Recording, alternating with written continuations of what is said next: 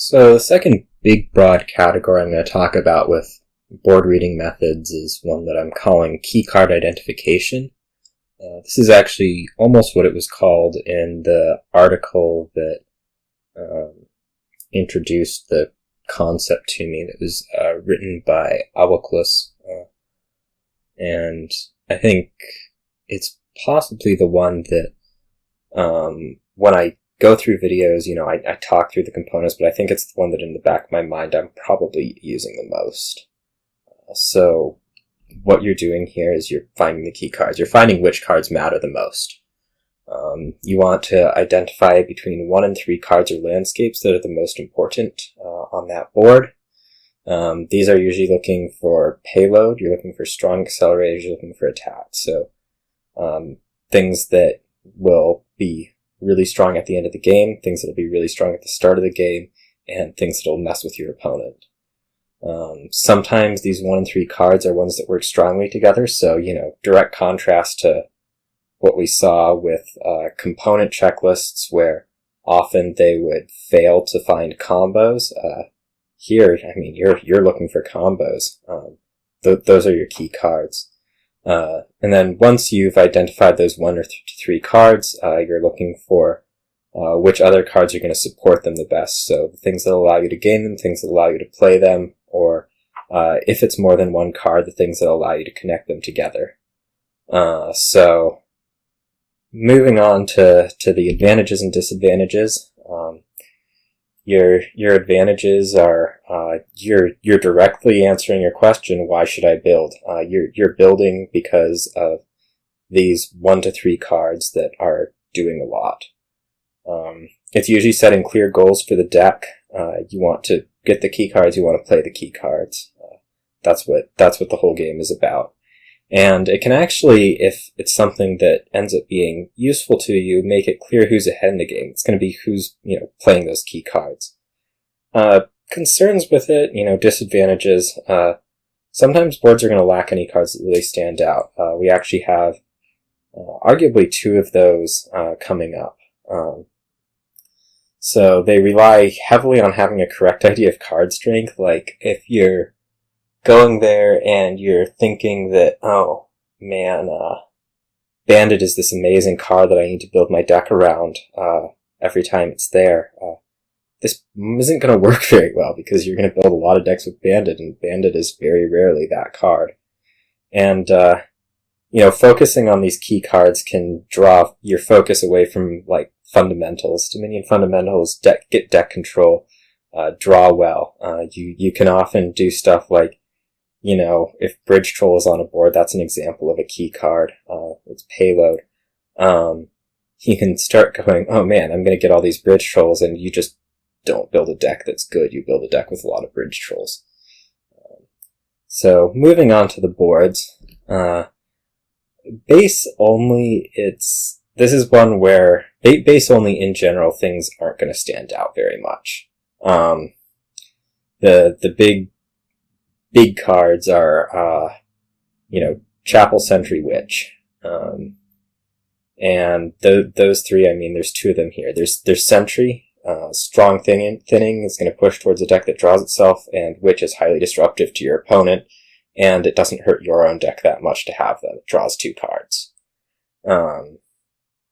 So those are your key cards that you're gonna, look to base your deck kind of off of. Support.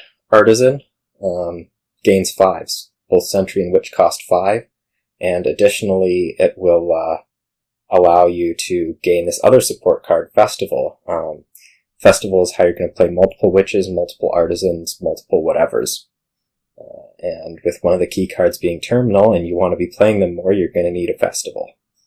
And then lastly, I'm going to mention Vassal here, because one of your key cards is Sentry. Vassal works well with one of your key cards, because Sentry is going to allow you to hit with your Vassals pretty consistently. So what are you doing?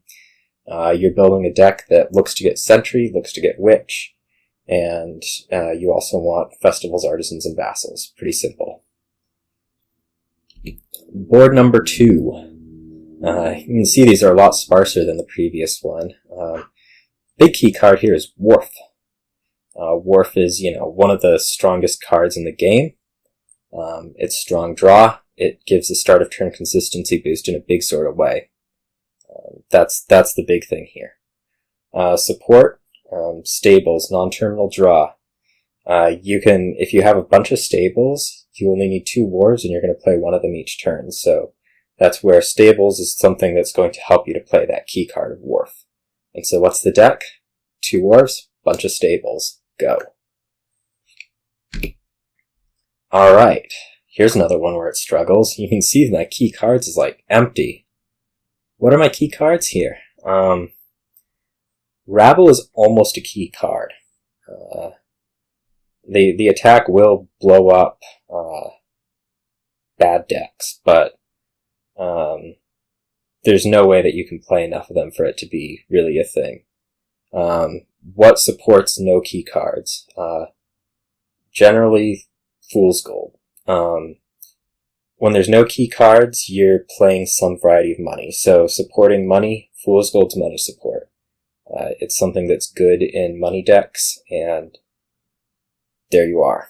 The rest of the support is, supporting that support. So Forager, it's thinning, which helps you collide Fool's Golds together, and its plus buy will mean you're getting more Fool's Golds. So there's kind of the beginning of your deck there is you're going to get Foragers, and they're going to let you buy more Fool's Golds. There's a deck, and then you also have to think about Alliance, just because we have this deck that's not really drawing, and it's not being consistent, and so Alliance gives you more points in a province, and even though it'll blow up your consistency, you didn't have any of that to begin with, so it counts as support here to me. And last, our level 10 board. Key cards here. University. If you want lots of expensive actions, which often you do, University does that for you. And it can gain them pretty quickly too. It's non-terminal, and so it'll gain a lot of them a lot of that University will gain a lot of actions in a turn. And the other key card is the big payload card. So University is an accelerator. The other card is a big payload card. It's Merchant Guild. You can accumulate large amounts of coffers, buying lots of points or buying lots of things that'll help you pile out. Anyways, it produces lots of money. Support, Sheepdog, big deal.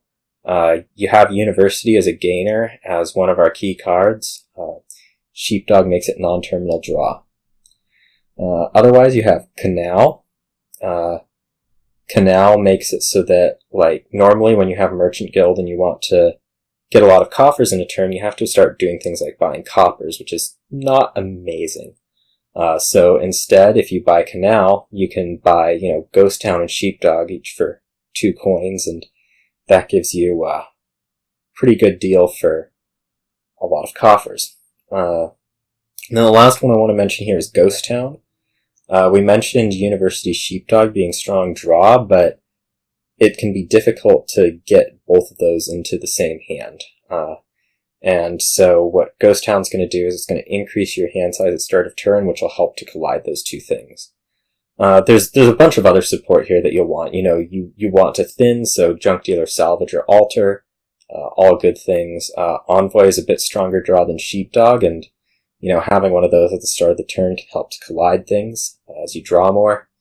But limited space here. So really this is a board where you're going to play a lot of the board, and so although your key cards are University Merchant Guild, you really want to focus on those. You have to play everything else too. So there's how key card board reading really works. A lot of the time, the deck kind of falls out of it. You have your most important cards, you have the things that work with your most important cards, and there's your deck.